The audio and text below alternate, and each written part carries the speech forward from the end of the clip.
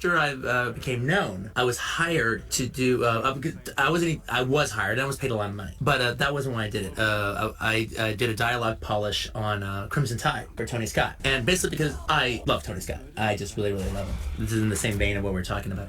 In fact, I can't say no to Tony Scott. That's why whenever Tony Scott's making a movie, I don't answer the phone if he ever calls, because I know I won't be able to say no to him, but I know I can't do it either. But that was my one time doing something like that, and I couldn't be prouder of Crimson Tide, and I was happy with the work in it. But at the end of the day, it was literally at some point, and they paid me a lot of money. At some point, I was like, I will give you all the money back, plus here's another $100,000 to just fuck off. You're gonna make money on this. No. It was just, I've never, look, when it comes to this kind of stuff, when it comes to writing, I don't work for a living. It's mine. I do it mine. My own deadlines are my deadlines. If I make them, I make them. If I don't, I don't. It's very, very organic. That's the first time I ever had this kind of pressure. And then they totally was one of those things where they hired me. I had 3 months to do a 2-week rewrite. Well, naturally, I don't start until a week and a half before I gotta hand the goddamn thing in. Now, a good trick about that is when you're a little late, by the time you give it to them, they're so fucking happy they have anything at all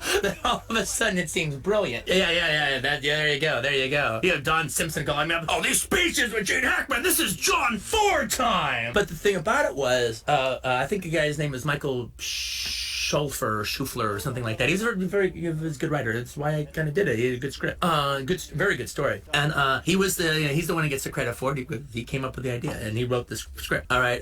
It was him. It was me. And then it was Robert Towne came in and did a couple of scenes. For a Bruckheimer film? That's practically written and directed by one person. When it comes to the high-paid rewrites and everything like that, that's very puny. That's very small for a Bruckheimer film.